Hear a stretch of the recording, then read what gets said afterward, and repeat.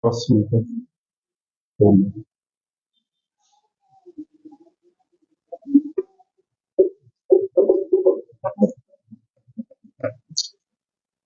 Louvado seja Deus, a paz do Senhor a todos os nossos queridos e amados irmãos que estão aqui nesta noite para prestigiar, adorar a palavra do nosso Santo Deus. Queridos, tivemos a graça de Deus de terminar o livro do profeta Jonas semana passada, e é uma maravilha. Nós estamos conseguindo, aos poucos, ter uma construção em relação a conhecimento dos livros dos profetas menores.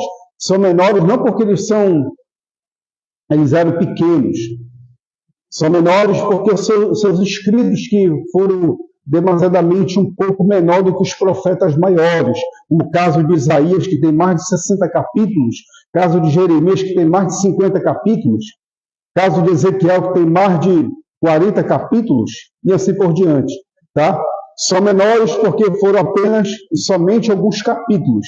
E o caso aqui do nosso profeta de hoje, o profeta Miqueias, tá? Miqueias, ele tem apenas 7 capítulos. Vamos tentar, queridos, fazer em poucas semanas resumo desses 7 capítulos, em poucas semanas, possivelmente 2 a 3 semanas, e hoje nós vamos ter a graça de fazer o resumo de 2 capítulos. Você vai perceber que são poucos versículos, digamos, o capítulo aqui 1 tem 16 versículos, e o capítulo 2 tem aqui 13 versículos. Para nós que já passamos pelo profeta Daniel, que tem capítulos imensos, né? O livro do profeta Daniel, capítulo 1, 2, 3, 4, nós chegamos a ler 40 e poucos versículos, 50 e poucos versículos, não vai estranhar ler 20, 25, 23 versículos, né? Então, queridos, aqui o profeta Miqueias, ele é contemporâneo de um dos profetas, muito, muito contemporâneo mesmo, sabe? Todos os demais profetas foram contemporâneos, mas não teve um profeta que foi mais contemporâneo do que esse aqui, o profeta Isaías. O profeta Isaías, queridos, foi contemporâneo de Miqueias. O ministério de Miqueias começa ali com Jotão, passa por Acás e chega em Ezequias. Já o ministério de Isaías começa na morte do rei Uzias, passa por Jotão, Acás, Ezequias e chega até Manassés. Qual foi o maior ministério? De Isaías. E se a gente for conferir aos poucos, nós vamos ter uma noção de décadas e décadas de ministério desses homens. Se dedicaram, se colocaram mesmo na brecha, deram sua própria vida pela obra e pela palavra de Deus de uma forma assim maravilhosa. Vamos ver, queridos. Vamos ver aqui, através desse capítulo, vamos identificar algumas coisas assim bastante chamativas, tá bom?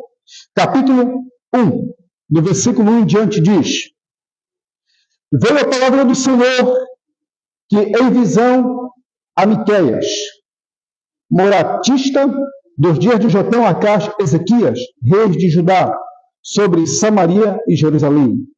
Ouvi todos os povos, prestai atenção, ó terra, e tudo que nela contém, seja o Senhor, o Deus testemunha contra vós outros, o Senhor deu o seu santo templo, porque eis que o Senhor sai do seu lugar e desce e anda sobre os altos da terra, os montes debaixo dele se derretem, os vales se fendem, são como cera diante do fogo, como as águas que se precipitam no abismo. Tudo isto por causa da transgressão de Jacó e dos pecados da casa de Israel, a qual a transgressão de Jacó não é Samaria, e quase os altos de Judá, não é Jerusalém? Tá. Versículo 6. Por isso farei de Samaria um montão de pedras do campo, uma terra de plantar vinhas, farei rebolar suas pedras para o vale e descobrirei os seus fundamentos. Somente até o versículo 6. Queridos, já percebe que todas as profecias dos profetas, eles colocam a visão acima Também coloco metáfora. A metáfora ela é muito ilustrativa para a questão do entendimento, para abrir o entendimento do seu destinatário, para abrir o entendimento dos seus ouvintes, tá? E aqui o profeta Miqueias, ele começa logo se identificando que ele era da cidade, de onde? De uma cidade morastita. Morastita era uma cidade, ele era morastita, né? Uma cidade que é Morastas, que ficava bem próximo ali de Jerusalém. Ele veio de lá, de uma cidade muito humilde. Aí ele se identifica o período, como eu falei aos amados, o período que ele passou pregando. Vamos fazer o cálculo aqui, tá? Vamos ver quantos anos ele pregou. Jotão, o reinado de Jotão durou 14 anos, de Acaz durou 16 anos, e deixa eu ver quem é, Ezequias. Ezequias durou 29 anos. Somando isso, dá, 35 anos Ezequias, tá bom? 34 com 29, 64. Queridos, ele passou 64 anos da sua vida pregando a palavra de Deus ali em Judá. 64 anos. Incrível. Não somente em Judá, mas também no Reino do Norte. Qual pregador hoje que tem esse espírito de passar 64 anos pregando numa congregação? 64 anos sendo pregador pastor? Tem, mas é muito raro, tá bom?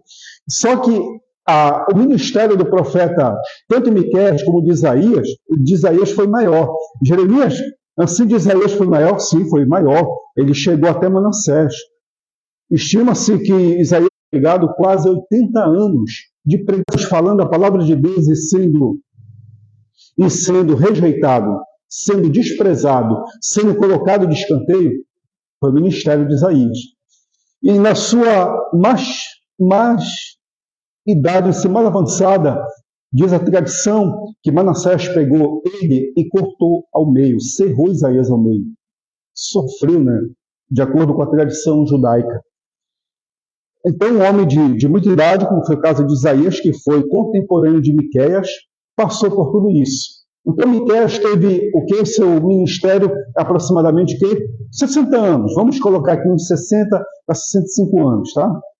65 anos pregando a palavra do Senhor. E o que é que ele coloca aqui nessas palavras? Atenção, ó terra, e tudo que nela contém, e seja o Senhor.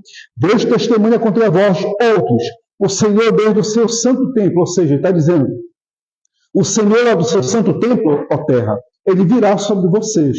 Qual terra? Judá? Não somente Judá. Samaria? Não somente Samaria. Judá, Samaria, quem mais? Assíria, Síria, quem mais? Edom. Todas essas terras, seus governantes, seus sacerdotes, sua liderança política, religiosa, estavam fazendo o quê?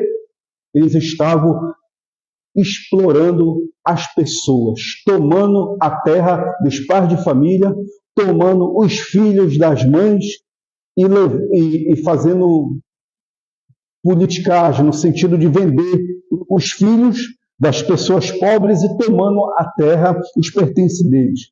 É isso que é uma exploração social. É uma delas, né? Uma das explorações.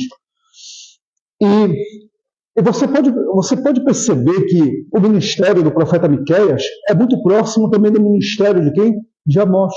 Amós ele teve esse ministério também de pronunciar contra essa exploração social que havia nesse período. E Amós também é um pouco contemporâneo dele aqui. Aí, o que chama atenção, queridos, que Deus ele vai julgar somente Judá? Não, julgar Judá, que é Jerusalém, Jacó, que é quem? Israel, que é o reino da Samaria, que mais? Vai julgar a Síria, que mais? Síria, que mais? Edom, que mais? Egito, todos aquelas nações ao redor de Israel, juntamente com Israel, Deus ia julgar todos. Não ia escapar ninguém, tá bom? Ninguém ia escapar, nem os escolhidos de Deus ia escapar. Todos seriam punidos pela presença do Senhor. Todos. Amados, uma observação aqui, eu vou colocar algo aqui, você pode até achar meio, bem assim, pesado. Você sabia que a santidade de Deus, a palavra santidade em hebraico é kadosh, tá? Kadosh, tá bom? Mas, que significa separação, separação. Você sabia que a palavra separação no grego é thanatos?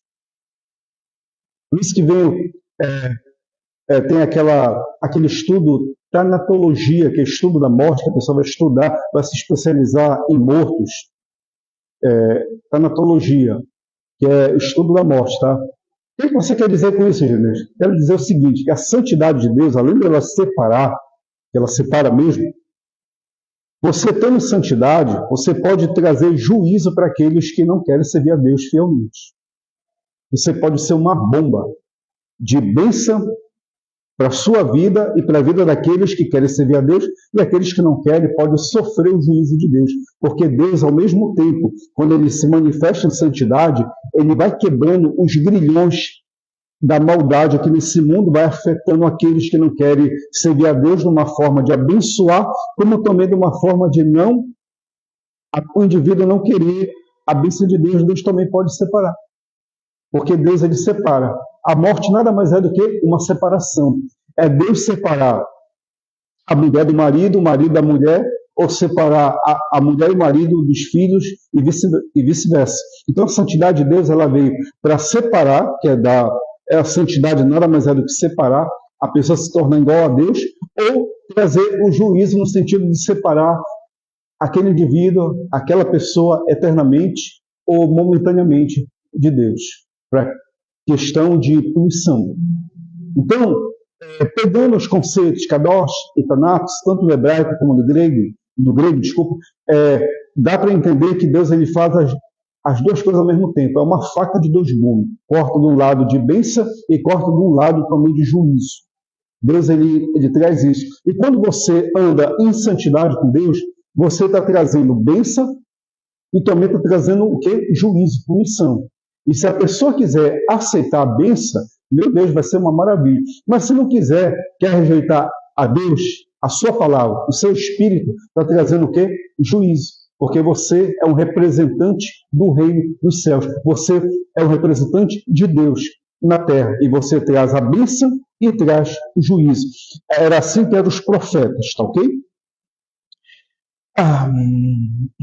O 7 diz: serão despedaçados e todos os salários da sua impureza serão queimados e de todos os seus ídolos eu farei ruínas, porque o preço da prostituição os ajuntou a este preço volverão. Por isso, lamento o iúvo, ando despojado e nu, faço lamentações como chacais e planto como os avestruz, porque suas feridas serão incuradas. O mal chegou até Judá, estende-se até a porta do meu povo, até Jerusalém. Tá? O que é isso aqui? Além de ter a chamada exploração dos pais de família, das mães de família, sendo tirado as suas terras, sendo tirado seus filhos, sabe que tinha também a prostituição. Você sabe que a palavra prostituição, né? Prostituição é quando se paga um ato um ato sexual, né? Paga o ato sexual, aquilo é prostituição.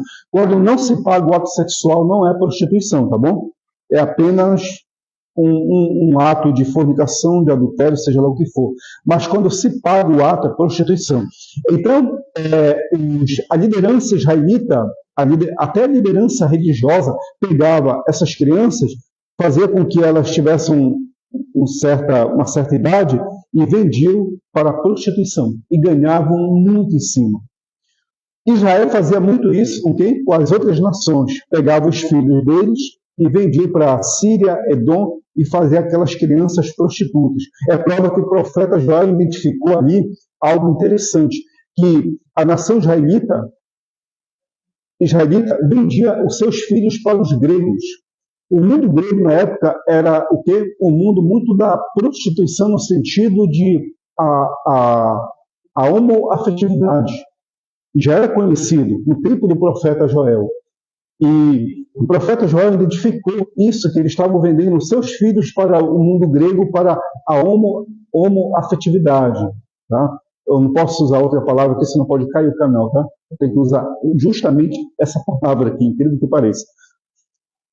Então, queridos, isso se estendeu até... Olha que isso foi um tempo do profeta Joel, foi 80 anos antes do profeta Miqueias. E aqui já Miqueias identificou não somente, nem tanto essa parte de Joel, em relação aos gregos, mas aqui em relação às filhas e os filhos, sendo vendidos para a prostituição, essas nações. E o profeta Miqueias, quando viu essa situação, queridos, ele ficou arrasado. Meu Deus, o que eles estão fazendo? Estão pegando os filhos que são descendentes de Abraão, a qual Deus prometeu que dali seria uma grande nação, estão vendendo para as outras nações. Ele caiu em prantos, caiu em choro, ele estava batendo de frente com aquilo que Deus tinha prometido. Aí ele pegou, fez isso. Mas só que as feridas são incuráveis. Jeremias, o que é isso aqui? O versículo 8, eu não estou entendendo. Feridas incuráveis, o mal chegou até Judá, estendeu-se até a porta do meu povo, até Jerusalém. O que é a ferida incurável? Quando você tem um tipo de ferimento em que está cheio de bicho, sabe?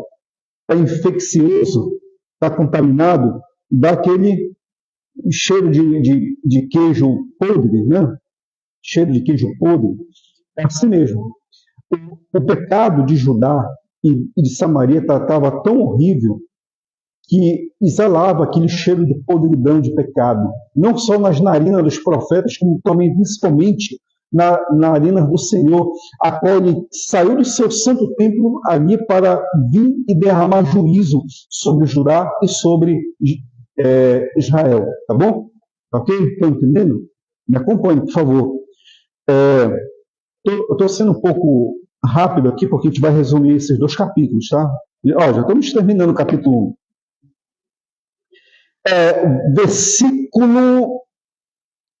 Versículo 10. Não anuncieis engate, nem choreis, resolvei-vos o pó em Bet-Leafra. Passa, ó moradora de Safim, em vergonha e nudez. A moradora de Zanã não pode sair. O pranto de Bet-Ezel tira de vós o vosso refúgio, pois a moradora de Marote suspira pelo bem, porque desceu o Senhor o mal até a porta de Jerusalém, tá bom? Aí vem as consequências de quê? Do seu pecado de exploração das pessoas mais necessitadas e o pecado de exploração sexual, tá bom?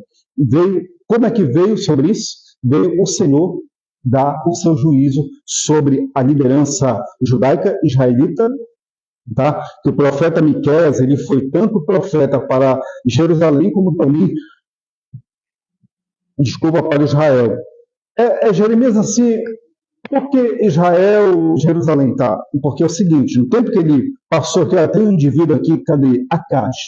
Esse camarada aqui, filho de Jotão e pai de Ezequias. Esse Acaz, meu querido irmão, esse camarada, ele era de imitar tudo, ele imitava o pessoal da Síria e Síria. É claro que quando ele foi na Síria, ele foi guerrear contra os seus irmãos ali da nação Samaria, ele se reuniu com o rei da Síria, chamado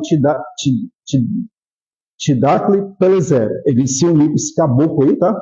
E quando ele viu lá na Síria um altar a uns deuses, ele achou aquilo tão bonito e desenhou e mandou para Urias, o sacerdote.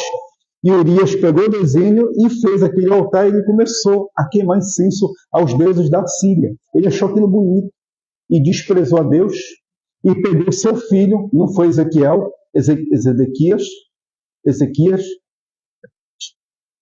não foi Ezequias, foi um antes, pegou seu filho e queimou no altar oferecendo aos deuses da Síria. O cara, ele era perverso. Ele imitou os pecados dos reis de Israel. Ele fez uma imitação daquela tão tamanho que o pecado dele era parecido com Jeroboão II e Jeroboão I. Muito parecido mesmo. E quando quando aqui os profetas dizem que eles imitaram os reis de Israel, porque os caras eles eram perversos mesmo. Eram perversos. Os reis de Judá imitando o pessoal dos reis de Israel, tá bom? Aí, o que acontece? Ele fez tudo isso e a desgraça veio sobre eles. Eu acho que Deus vai descer com amor? Pare com isso. Não. Veio a punição, tá? A punição porque o pessoal está tão viciado em pecar, em ganhar dinheiro em cima das costas das pessoas, explorar as pessoas, tomando os bens das pessoas, estavam tão viciados que aqui não tem como parar. O vício é uma desgraça.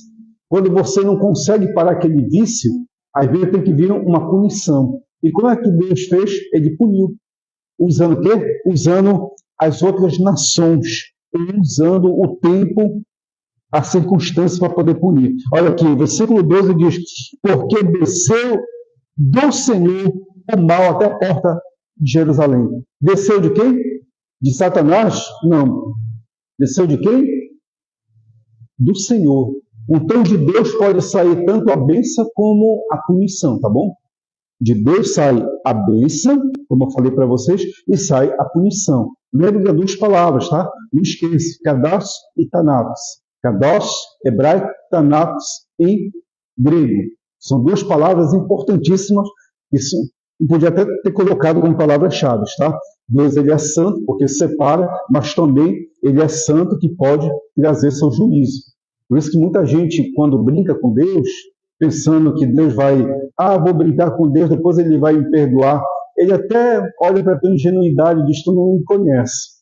Mas quando o indivíduo, a boca, assim, abusa, aí a punição é severa.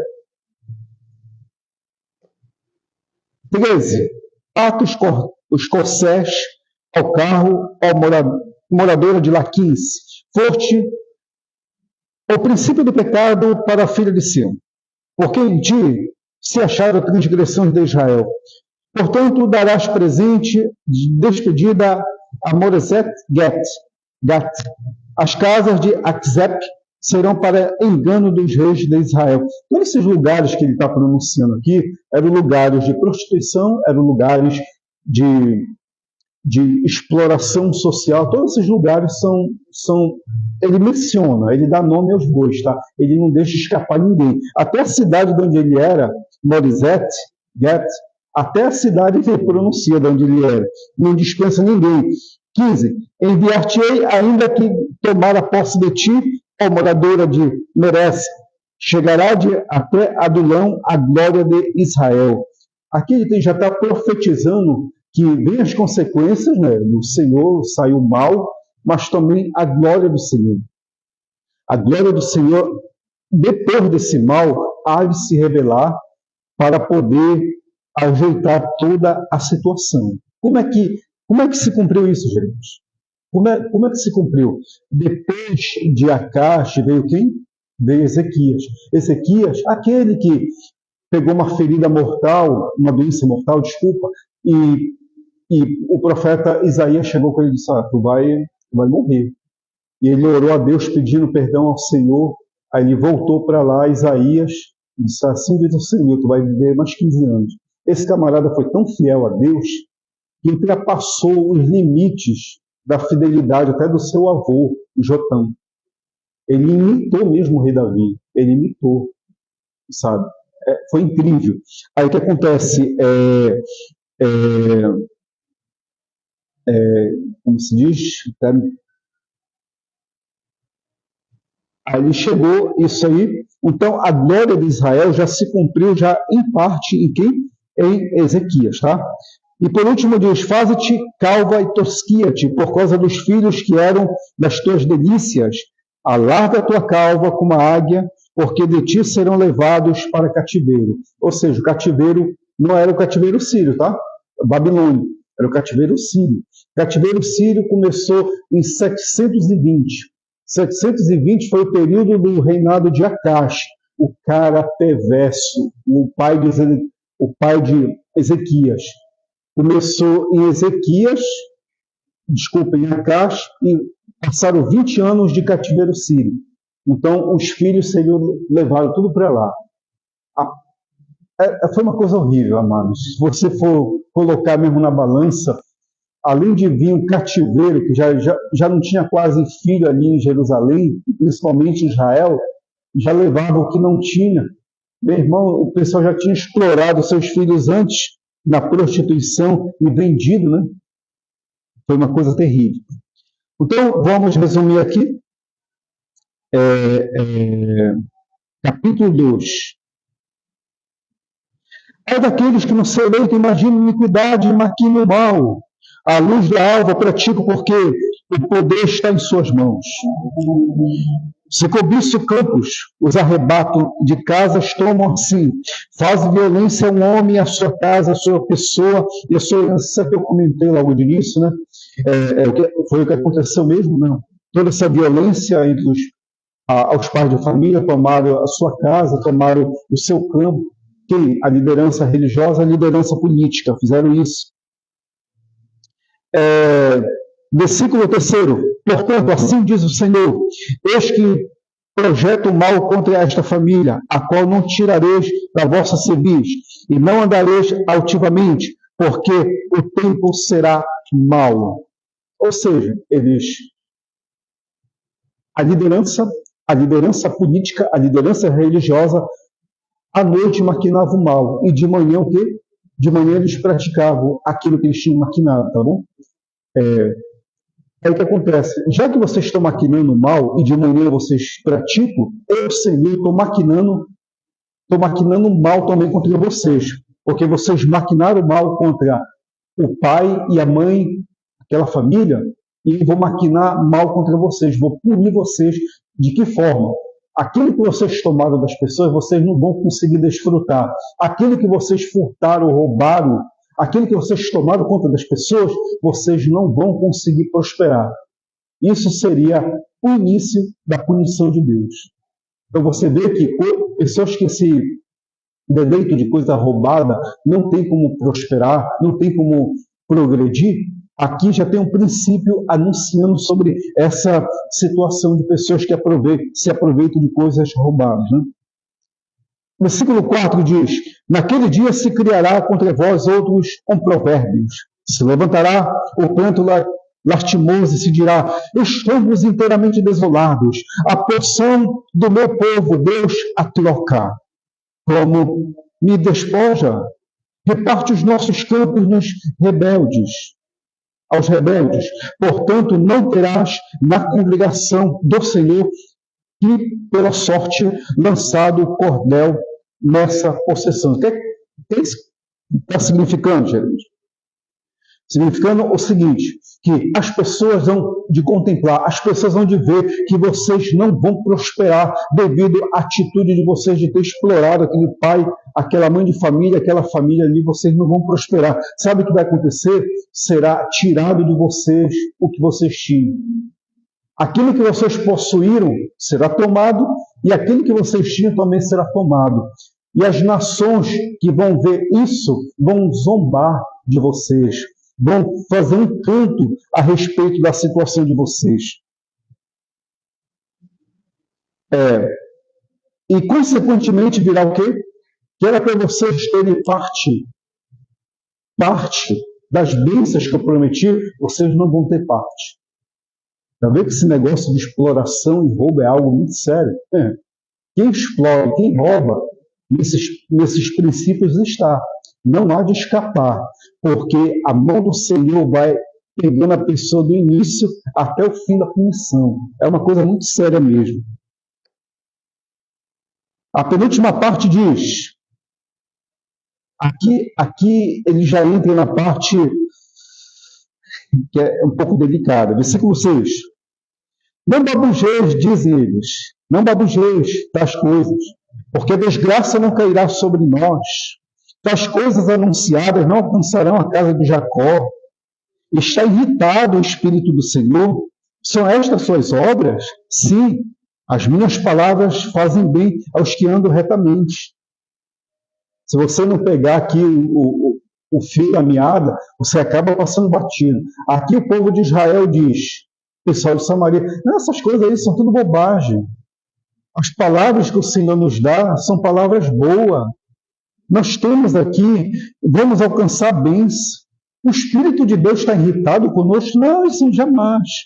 Aí o profeta diz, sim, as minhas palavras fazem o bem aos que andam retamente. O profeta me diz, vocês não andam retamente? Se vocês não andam retamente, então a palavra de Deus vai se cumprir de uma forma contrária àquilo que vocês fazem. Mas há pouco se levantou o meu povo como inimigo. Além da roupa, roubais, a capa daqueles que passam seguros, sem pensar em guerra. Há uma diferença entre furtar e roubar, tá? Furtar é isso aqui, olha. Ninguém está vendo, eu pego e coloco aqui. Isso é furto. Aqui está falando de roubo. Roubo que é roubar. Roubar é arrancar, tirar da pessoa mesmo. E aqui o povo de Israel estava com uma situação bastante agravante, eles já nem furtavam, eles roubavam. Roubo, ele é seguido de violência, tá? E o furtar não é seguido de violência. Então, há uma diferença. Eles estavam aqui já com a violência fazendo isso. E eles achavam, queridos, que pelos profetas que falavam coisas boas, maravilhosas para eles, poderia ser passado a mão na cabeça. É o que acontece hoje atualmente. O que acontece? As pessoas furtam, roubam, batem aí fora e venham receber a bênção nas nossas congregações. E tem ministros, tem pastores que sabem disso e recebem aqueles despojos daquilo que as pessoas fizeram aí fora, achando que Deus vai abençoar. Eu conheci um ministro, ele aceitava materiais de um rapaz que vendia entorpecente. E o rapaz iludido achando que estava sendo abençoado. Que pelo lado o rapaz destruía a vida das pessoas aí fora, e através daquele recurso ele dava para aquele ministro que sabia que era errado, o ministro, e aceitava. Incrível que pareça. Se o ministro não soubesse nada, aí não, tudo bem. Mas ele sabia da situação e aceitava. Aí ele está sendo infiel para com a pessoa que está dando, infiel para consigo mesmo e prejudicando a sociedade. Então, queridos, aqui o profeta Miqueias, ele estava lidando com essa situação, que havia os falsos profetas, esses falsos profetas que amaciavam as palavras para poder ser aceito diante da nação israelita e ao mesmo tempo ao reino do sul. Eles faziam isso para poder ganhar vantagem política, ter vantagem religiosa e assim por diante. Nossos dias também estão vivendo isso, né? Versículo 9. Lançai fora as mulheres de meu povo do seu lar, querido. Os filhinhos delas tirais da minha glória para sempre. O que ele está falando aqui? Falando aqui é o seguinte, que o rei Tiglat-Pileser, ele era tão perverso, tão mau, que ele colocava as crianças a sacrificar, tá? Aí o que acontece? O rei Acaz, juntamente com a liderança, eles adotaram o costume do deus Amoloque. Você sabe que é o deus Amoloque, onde veio a palavra moleque, né? O deus Amoloque era uma estátua imensa, que não tinha corpo, era somente uma cabeça, mas não tinha corpo. Eles enchiam de criança ali e tocavam fogo nas crianças, oferecendo ao deus Moloque. E aqui eles tiravam as crianças das mulheres. Sabe o que eles faziam também? Eles iam com a espada, as mulheres restantes, rasgavam a barriga delas e tiravam a criança dali para oferecer em sacrifício. Era uma coisa terrível. E os filhinhos delas tirás a minha glória para sempre. É isso que eles faziam. Quem foi que fez isso uma vez? Foi o chamado Imperador Nero. Mas ele fez um pouco diferenciado. Ele pegou a mãe dele, pegou uma adaga, cortou a barriga da mãe dele, queria saber como é que a criança nascia. E abriu a barriga da mãe dele, ela estando viva. E ela não aguentou, morreu. Então, esse costume dessas nações, outras nações passaram a adotar. Incrível que pareça. E os filhos de Israel, principalmente o reino da Samaria, adotou, e o reino de Judá também adotou. Através de quem? através de Acaz. Não esqueça. Jotão ele foi fiel ao Senhor, fiel em parte, porque ele serviu a Deus com interesse, tal, mas ele não tirou os altares. Acaz não. Acaz não queria saber de nada, queria saber de adorar os outros deuses. E Ezequias não. Ezequias foi mais fiel do que seu avô. Jotão, ele foi bem próximo do seu bisavô chamado Uzias. Eles foram pessoas bastante fiéis, seguindo os padrões do rei Davi, tá? Qual é o padrão do rei Davi? O padrão do rei Davi, segundo o coração de Deus, era se entregar a Deus e se render a Deus e reconhecer seus erros. E a casa ele não fez isso, tá bom? E aqui dá para perceber que as palavras de Miqueias era justamente levado quem? Acaz. Vamos lá, versículo 10. Levantai-vos e de vós embora, porque não é lugar aqui de descanso. Ide-vos por causa da imundícia que destrói, sim, que destrói dolorosamente. Se houver alguém que, seguindo o vento da falsidade, mentindo, diga, eu te profetizarei, do vinho da bebida forte será este tal o profeta deste povo. Tá? Aqui já está surgindo aqueles profetas que dizem que o que eles estão fazendo, o que eles estão praticando, não tem nada a ver. Deus ele perdoa, Deus é misericordioso, Deus é amor. Eles apagam totalmente o lado de Deus no sentido de justiça, de julgamento, de juízo. Eles só pegam um lado, não falam outro lado. No momento que a pessoa está andando de um lado absolutamente errado, absolutamente assim, contra a Deus, a gente deve anunciar o quê? Deve anunciar o juízo de Deus. Mas aqui esses profetas, em vez de anunciar a questão do juízo, eles estavam falando somente de misericórdia e perdão. Só misericórdia e perdão. Misericórdia e perdão é anunciado quando a pessoa se volta para Deus. Misericórdia e perdão. Mas quando a pessoa não quer se voltar para Deus e se rebela contra o Senhor, a palavra deve ser anunciada juízo e o que mais? Ira. E os profetas aqui não queriam fazer isso. Eles não queriam perder o povo, não queriam amedrontar o povo, não queriam espantar o povo. Eles tinham que falar aquilo que o povo gostava. E por último, versículo 12. Certamente te ajuntarei todo, ó Jacó, certamente congregarei o restante de Israel.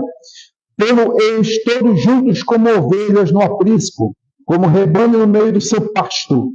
Farão um grande ruído, por causa da multidão de homens. Onde ia acontecer isso? Ia acontecer a partir do reinado de Ezequias, indo embora, chegando até em quem? Chegando até em Jesus. Essa profecia ia se cumprir a partir de Ezequias e ia chegar até em Jesus. Quando Jesus olhou para a multidão, vendo o povo de Israel espalhado, e disse que eram ovelhas sem pastor. Quando ele olhou aquilo e se compadeceu, eram as palavras do profeta Miqueias no seu coração fervilhando para se cumprir. Entendeu? E ele conseguiu isso, através da sua morte e ressurreição. Versículo 13. Subirá diante deles o que abre caminho. O quê? Preste atenção. Para você entender isso, você tem que conhecer muito a Bíblia. Muito a Bíblia. Quem foi que anunciou isso? João Batista e Jesus. João Batista falou sobre aquele que ia parar o caminho para aquele que vinha depois dele. Está aqui.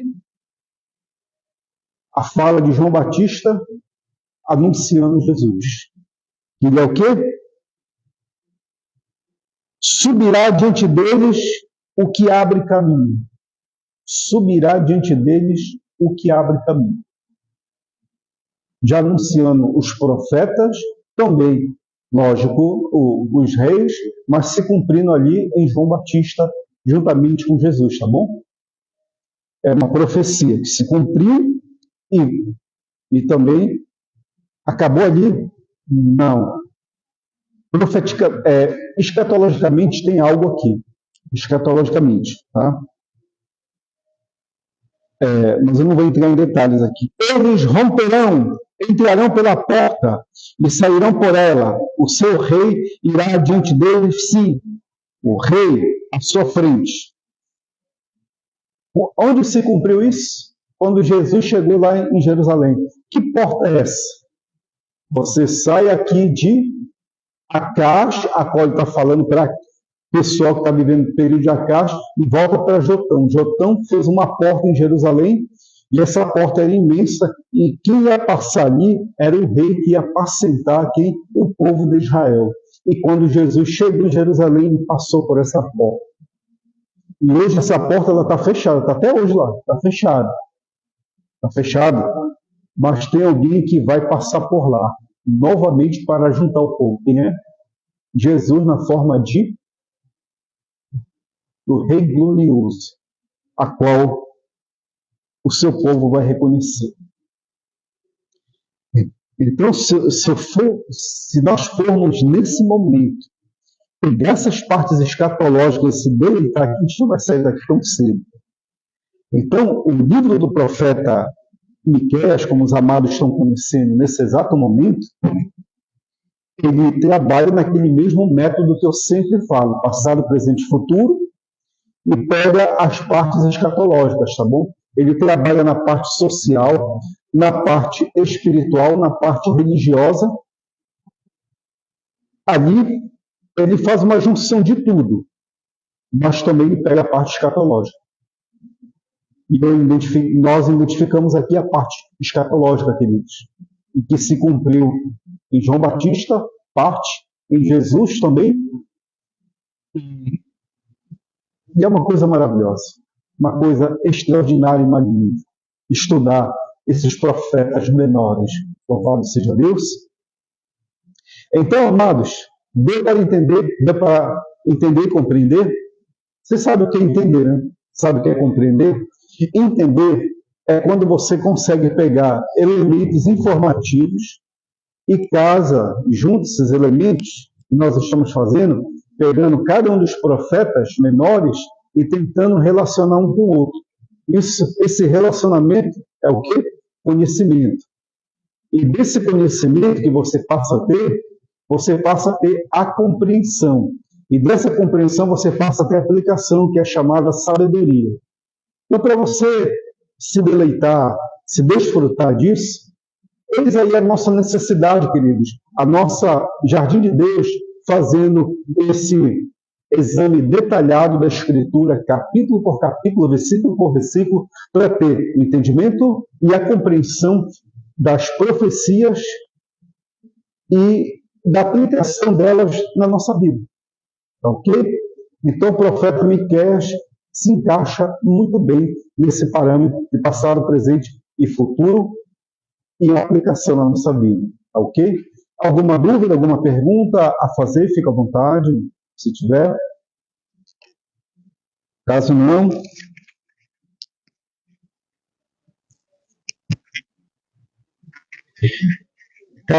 acho que você tem perguntas aí. Deixa a nossa assistente ver, não sei se vai ter perguntas. Não, né? Mas teve um pedido. Um pedido o colega sempre pedindo oração, onde eu trabalho, vamos orar também por ele, em nome do Senhor Jesus. Então vamos lá. Então, queridos, podeis ficar de pé em nome do Senhor, vamos agradecer.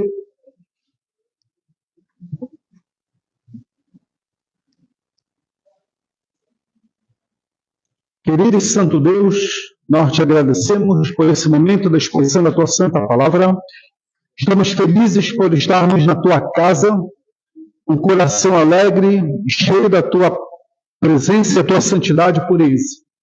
Abençoe a todos os nossos ouvintes, aos nossos internautas que estão aqui nos acompanhando, sejam eles tocados em qualquer parte da sua vida, seja a sua vida profissional, familiar, estudantil, meu Deus, profissional, Senhor, estenda as tuas mãos, vai quebrando as enfermidades, em nome de Jesus. Vai abrindo as portas, meu Pai, da prosperidade, em nome de Jesus. Vai abrindo, meu Pai, todas as obras, meu Pai, para eles, para que o teu nome seja exaltado através da sua vida, a sua vida familiar, a sua vida conjugal e a sua vida profissional. Venha exaltar o teu nome e eles sejam testemunhas do teu nome. Em nome do Rei Jesus, nós te agradecemos, ó Pai. Em nome de Jesus. Amém e amém.